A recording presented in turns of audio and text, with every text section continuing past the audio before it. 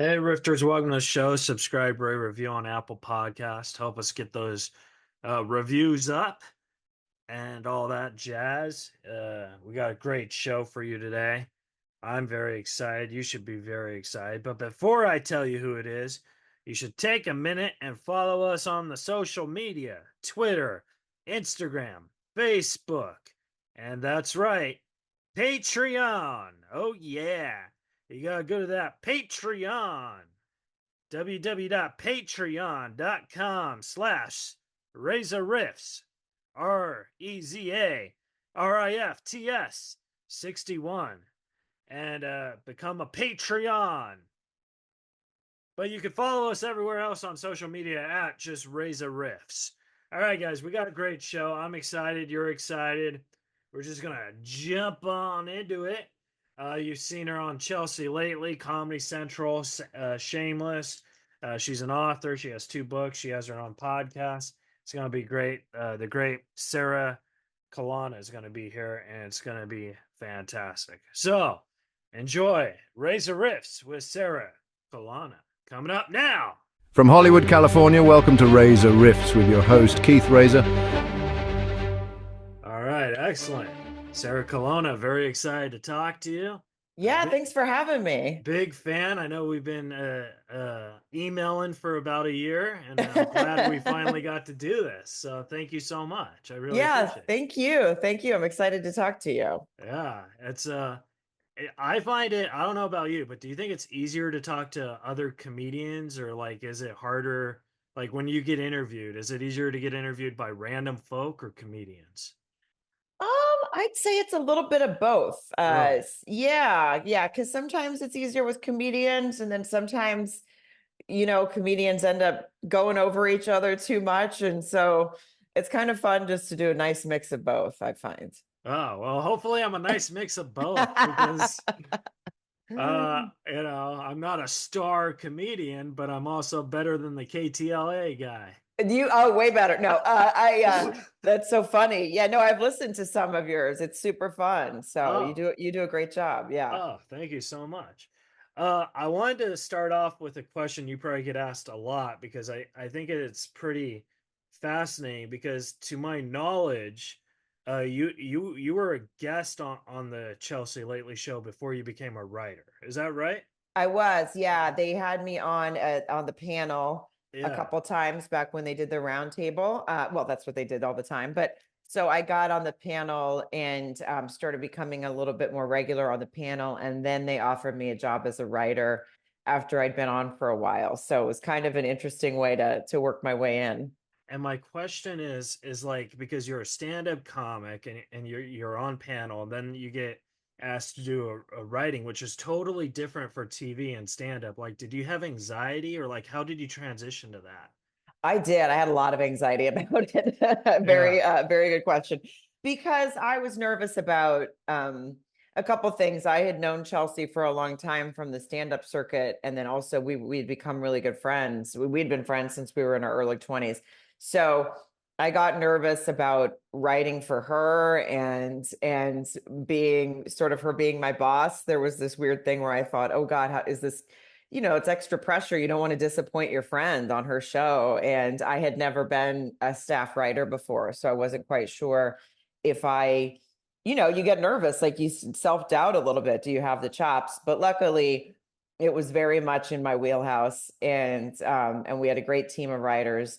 And I got over the anxiety pretty quickly because it became really fun. The writer's room was just, you just are riffing. And I think the craziest thing about that show was like when you were on the round table as a writer, because you also they kept you on the round table as a writer. So you would have to write jokes for the show.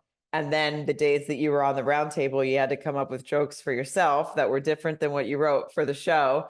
And you had to remember not to try to keep your best jokes for yourself because you needed to give the best jokes to Chelsea, and for the show. And so that was always an interesting balance.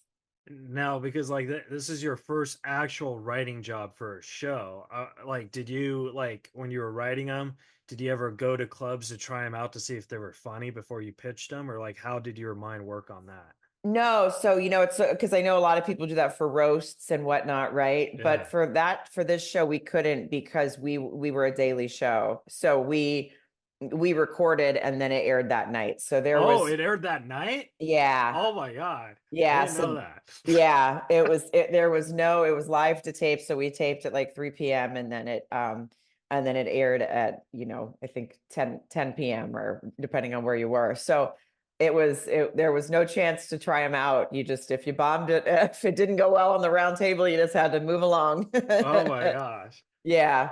I just find that just so scary because like I wrote for a podcast TV show or whatever, and I hated it. Even though like it was for my best friend, I just hated writing it because it took me out of the form of stand up. You know what I Oh mean? yeah. So I was just like, ugh, I didn't like it at all.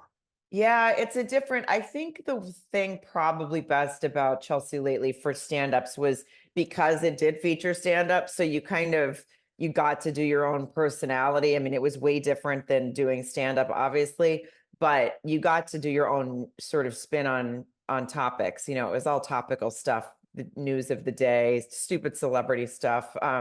So it gave you a chance to do something other than stand up, but certainly you got to tell a joke sort of in your own voice. Yeah, definitely.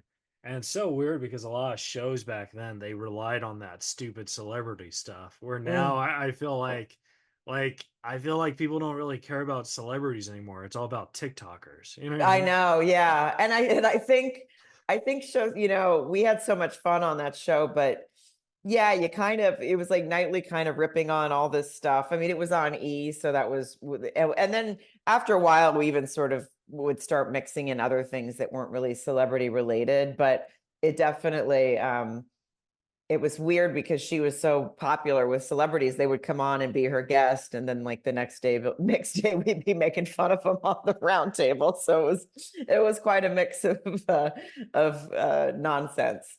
Yeah. And do you think that comedy has also changed since then too? Because like I said about like TikTok and stuff, like people could take your joke, even though they're not taking they'll take your joke and make it into a sketch or something. Like, does that just bother you when people try and do that? Yeah, I mean, I think it's changed in a lot of ways. I don't think people we were kind of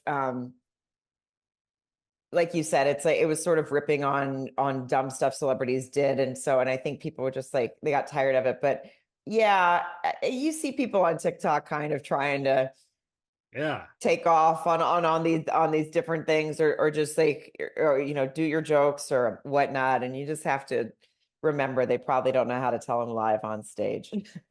No, definitely. And it's also like a maturity thing because, you seem very calm about saying that, but like if it was me, I'd be fucking furious. I I'd be like, know. like I'd be like, ah, I have been in the past a few times for sure when but at some point you're just like there's not much you can do. You just have to hope you can call people out as best you can and sort of shame them into not doing it again. And that's about the only route you can take anymore. no, definitely.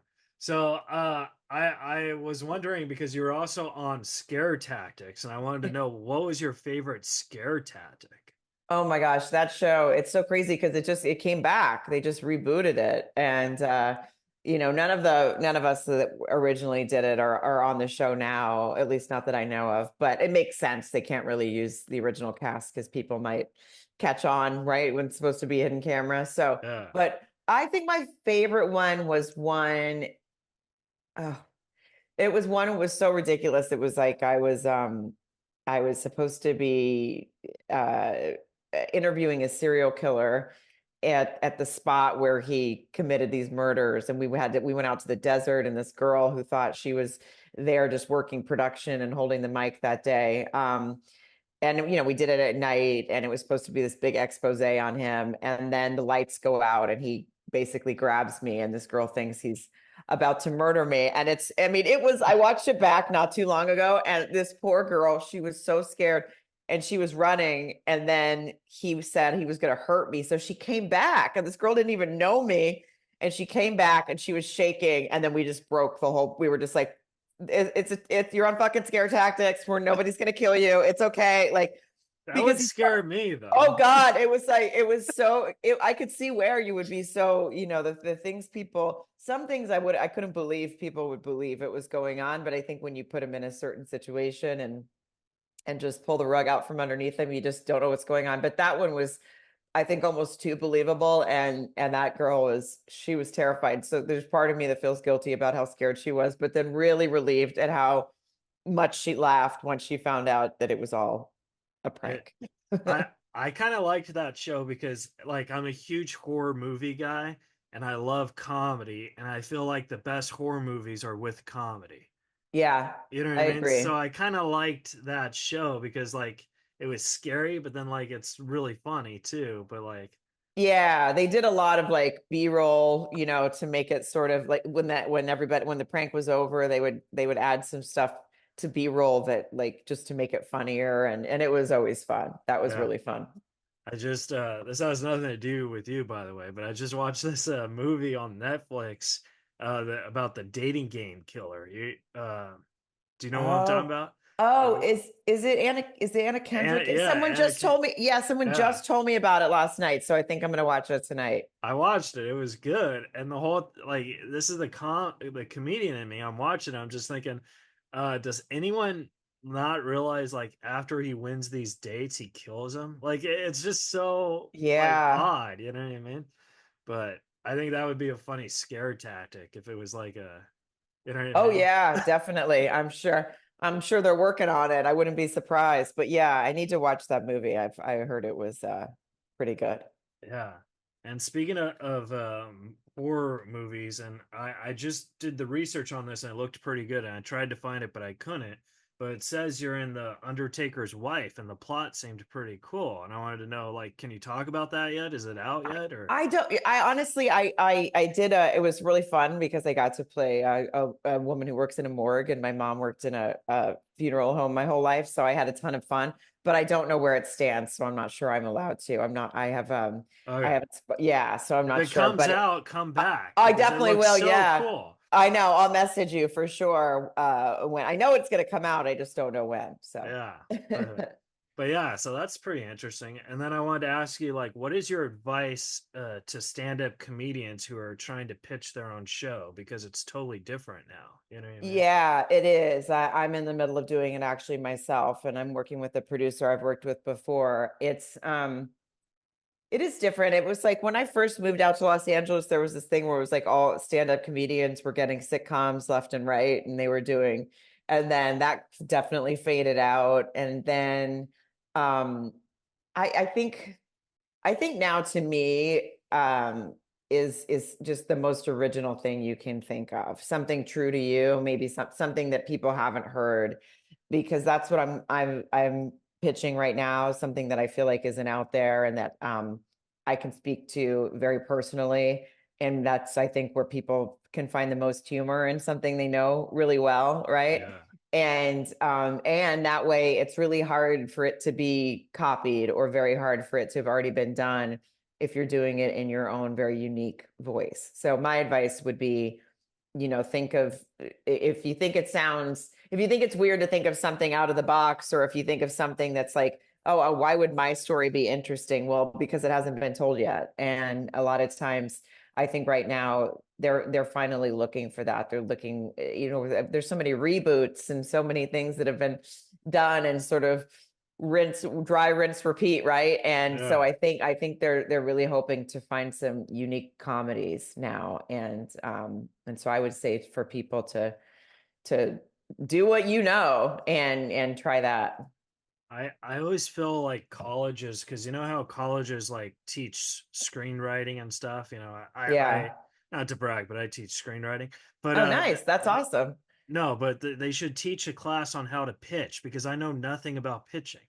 And Yeah. so I feel like, and I also feel like no one truly knows how to pitch. I feel like you just got to do it until, you know what I mean? Yeah, it's a weird situation. It's just strange. It's like trying to find the best parts of what you want to do and summarize it the best way you can and give them an idea of where the show's going to go, and let them realize that you have some ideas in you, that it's not just a one episode thing. You've got a sort of arc for the story, because you can easily end up with too much, and then people are tuning out by the time you're halfway through your pitch, or not enough where they feel like they don't get a good grasp of it. So, and definitely, again, that's another thing, whereas you put your own spin, you put your, you find all the places, obviously, if it's a comedy, you find the places to write those jokes during the pitch to keep them entertained, and keep them feeling like, okay, we get this.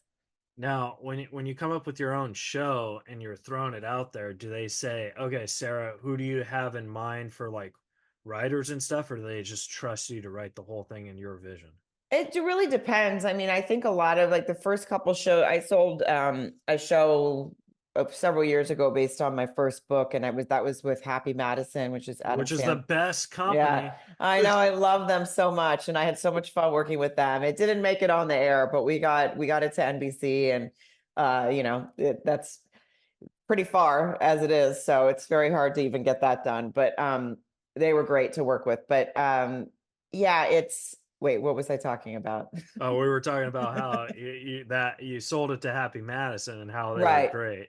Yeah, but I just forget what your original question was Oh, for some like, do reason. they say you like Oh, the writers. writing in Yeah. your vision and stuff? They basically, for that, they paired me with somebody because I hadn't done it before. So they gave me like a supervising producer to write with, and that was cool. For this one right now, I'm writing it, but I would like to be paired with someone because I personally like uh feedback in real time. Yeah. And it's so and everyone works different ways. I think obviously if you're, a tried and true screenwriter and you've had a lot of stuff on the air, they're probably not going to bother to even ask you who's writing it or if you want to work with someone. But for me, I like the idea of having, meeting with other writers, and seeing if they want to even just not necessarily write the script, but just help me with, riff on episodes and whatnot, supervise things like that. Yeah, I guess what I was asking because like it's your show, so you want people to write in your voice, and I feel like Yeah. as a comic, like I feel like a lot of headliners bring their own openers because they're comfortable working with them, and then they could write with them and stuff. So I think like because it's in their voice and it complements their show, where like Yeah. bookers who book feature acts and it doesn't complement the headliner, it turns out to be a terrible show. Does that make sense? Yeah, yeah, sometimes, yeah, for sure. I mean, I Yeah. think a lot of times when you sell something or when it's gonna, they definitely have people in mind already, like, oh, this person would be great to work with your voice, or they have their own pool of people when they start doing the process, when you get that far, to staff the show. So they definitely have input, and you can have input. And yeah, it's funny sometimes I mean, I love working with local features because I like giving them the opportunity, and meeting people in, different cities and working with them. But yeah, sometimes it can be just not the right match. Yeah, yeah. And it also goes for music too. I mean, look at the Beastly Boys and Charlie Manson. You know what I mean? Like Yeah. some guy thought that was a good fit. I don't know, Right. Yeah. Good point. but I wanted to ask you about your books. Your first one was Life as I Blow It, and Yes. then your second one, which I read, it was Has Anyone Seen My Pants? And I thought that was fabulous. And I wanted to know what was your like how did you change writing? Like how did you just get into writing a book? Because I feel like that's every comic's dream to write a book. Yeah, it's interesting. It was like when I was working on Chelsea lately, a book agent had reached out to me, and he said, I watch you all the time and you have your own voice, and I really feel like you would be a great author. And I said, well, I've always wanted to write a book, but I've really didn't know how to go about it. And I didn't know, again, same thing, like, well, who would want to read it? It's not like at the time, especially, it's not like I'm working all these years. And he's like, no, but don't. He basically said one thing to me that stuck with me. He's like, do you love to read? And I said, yeah. And he's like, do you usually know whose book you're reading? And I was like, no, I just pick up a bunch of different books and read them. And Yeah. he's like, there you go. It's like, it's just about finding something. And so with that, Has Anyone Seen My Pants? By then I had really figured out, I felt, my comfortable way of writing, and I felt the ability to even have a couple stories in there that weren't necessarily as funny and be a little more vulnerable, and tell, just kind of talk about what it's like to be in your 30s and trying to figure it out. Figure the ride out. That's what we Yeah. call it, right? Yeah. Have you like wanted to write a third book? Is that something in the plans or? Yeah, I do want to. And my book agent's been asking me about it. He's like, well, now you're married, because now I'm Yeah. married, and I didn't get married till I was 40. So I think that's the interesting angle that the book could be, and that a lot of people now are kind of waiting for marriage and kids and all the different things that people are doing. So I think it could be a relatable story if I sort of focus it on those stories.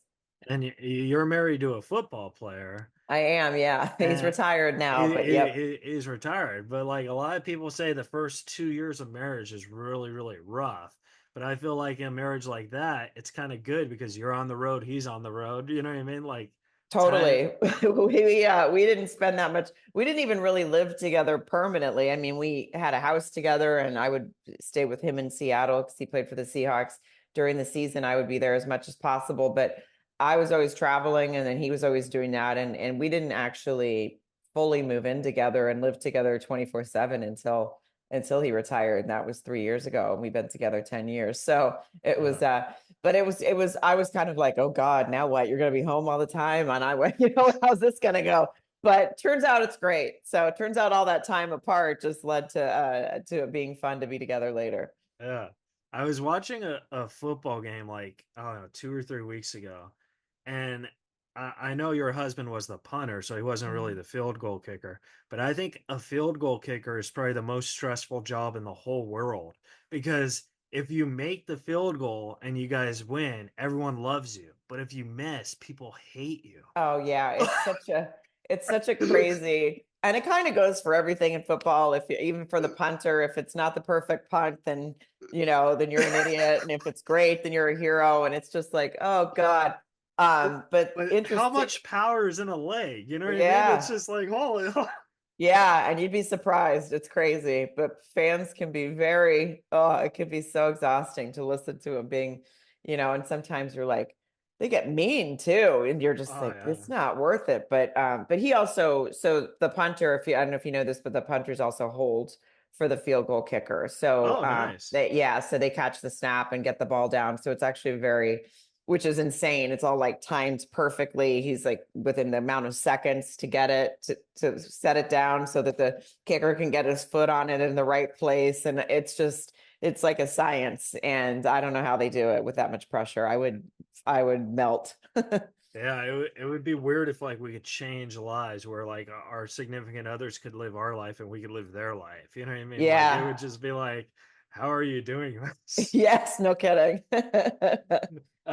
I wanted to ask you about Comics Unleashed because I feel like that show is very leashed. And Yeah, it like is. I wanted to know like your vibe on that. Like, did that give you a lot like more headlining dates and help you sell more tickets? Because that was a big show when I was starting, you know? Yeah, same. It definitely did. It was definitely something we all wanted to be on. And I think for me, the biggest ticket sales and everything came from being on Chelsea Lately, just because I got to be on there pretty regularly. So Yeah. most all the comics on there, we really built up a following.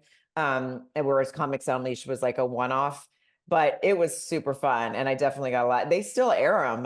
One of my friends wrote me the other day, and he's like, "Oh my God, I just saw you on Comics Unleashed," and he thought it was new, and I was like, "You didn't notice that it was like 12 years Yeah. ago, I based think they on." come off as new with the new 4K things. You know what I mean? Yeah. Like I don't because I think that's the one of the shows that they redo it in the 4K, so a lot of people think it was new. Oh, I see. You That's why. know? Yeah. It's funny because like you said, Leash, it's like and he's a great guy, and it was really cool that he would, highlight comedians every night too, right? And change up the rotation every night.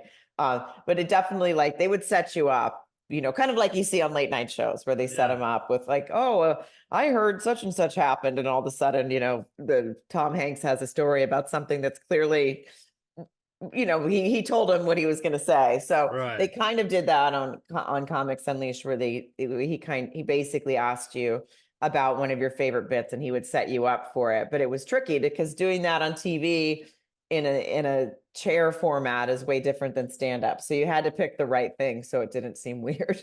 No, definitely. And like I remember watching it as a kid, and I always thought, hey, because like I started comedy when I was 15. I was a young tad, Wow. and that's probably the worst advice I would tell any comic. I would say start when you're like 22, 23. Yeah. So you know what I mean? Like when you're 15, you have no life experience whatsoever. And I remember watching thinking, oh, I want to do this show. I'd be pretty terrible at it. But then when you watch it now, I think, oh, I'd be very good at it. But I'd Yeah. have like a story where I wouldn't play with the leash. Like I would totally do the opposite. And I think Yeah. that would be more exciting in a way. Yeah, definitely. I mean, I say starting at 15 is impressive. I mean, it had to have given you a lot of balls, right? Take Yeah. a lot of fear, stage fear away, I'm sure. I mean, maybe, but for me, I'm one of those rare cases where the exact opposite because I have autism. So I was very nonverbal when I started, and that's Okay. part of the reason why I started because everyone was making fun of me, and I thought maybe I'm funny, so I did like a mom and pop open mic night, and I won the $20 best joke of the night. I never won it again, but that was my first time. So then I went to speech therapy and just, started to really do it. So like in my experience, I don't feel starting that young helped me. I just felt it helped me learn how to talk better. Yeah, but that's amazing. Like Yeah. that's really cool. I think that's inspiring for people. Yeah, but I wasn't funny until I was like 30. Yeah, none of us are funny until we're 30. We don't have any life experience Yeah, I'm just like, to I, I wanted to ask you about stand-up specials, like because everyone says, "Oh, you need to have an hour special," but nowadays I feel like a good stand-up special. It does. Whoa, there's a balloon I there. know. Where did that What? come from?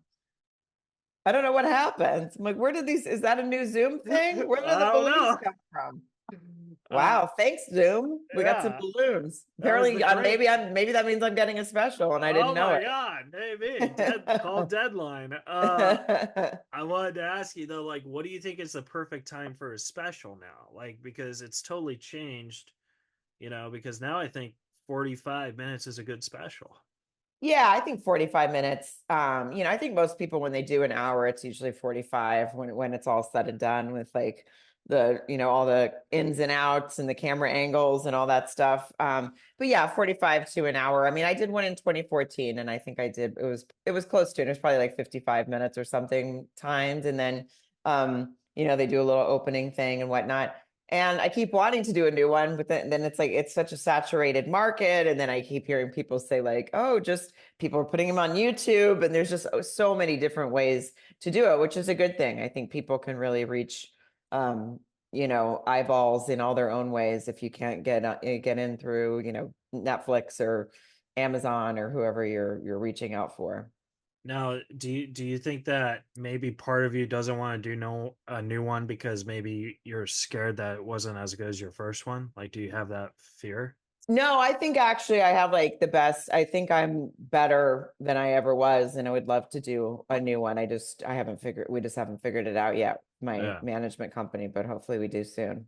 Yeah, because I have an hour special and I think it's fabulous, but I'm too scared to do a new one because I don't think it would be better than that one. That's interesting. You know That's what a I mean? yeah. So maybe I'm a coward. I don't know. No, no, that's not what it is. Yeah. Perfectionist, I think. Yeah. And then I want to respect your time, so I have three more quick questions. But you did a movie directed by my buddy Michael Rosenbaum, Oh and, yeah. and I wanted to know what was it like being directed by him because Oh he's my God. such a great guy and he's a goofball. He is Like, the biggest goofball. I didn't realize you guys were friends. That makes me so happy. He's the yeah, best.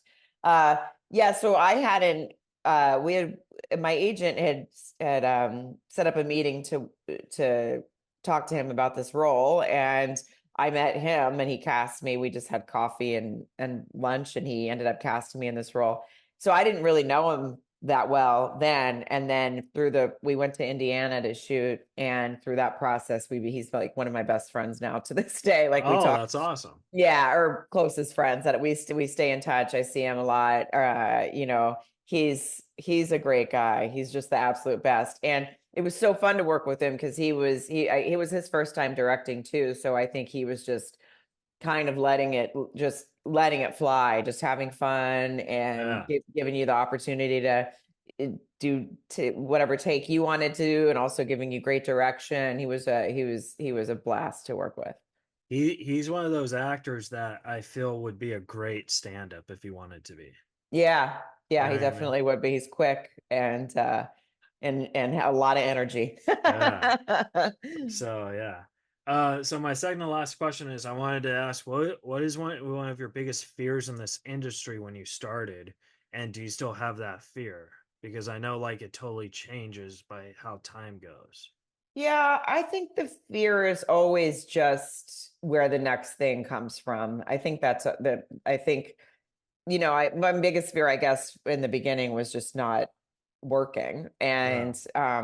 And I didn't for a long time. So it took a long time to get there. So I have to, always kind of give myself credit and remember that I stuck it out in times when I felt like I was never gonna stop bartending. So it felt really good to finally get to where I'm like, okay, this is what I do for a living. And I think now probably it's switched to just how long does it last and where does the next thing come from because things are always changing. But just when you think something's not happening, then like, I booked my first series regular just in 2017, and I had been a lot of different TV shows, but I'd never been a regular on a series. And that came, much Yeah. later than I thought it would, but it came.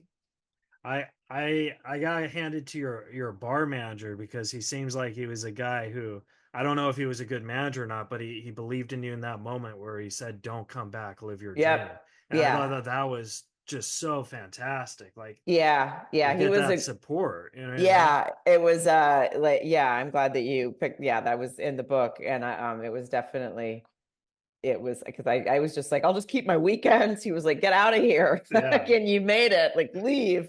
And I was like, what? Go So make me proud. yeah, because that is the fear is like, how long is it gonna last? So And Sarah, my last question, because I know you got another interview, but my last question for you is if you could go into a time machine and talk to a younger version of yourself and everything you know now, like what would you tell yourself?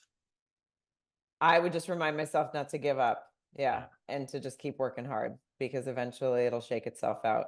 Oh, that's awesome. Well, Yeah. where can the folks at home follow and support you at? At Sarah Colonna 1 on Instagram. There's a number one because someone got there first. It's Collonna. And sarahcolonna.com also always has my dates and my links to my books and all that good stuff. So Uh, well, what a real honor to talk to you. And thank you so much for saying yes. And I'm glad we finally got it done. me too. It was really great to talk to you too. Thank you. Of course. And well, when that movie comes out, please hit me up so we can talk Yeah, again.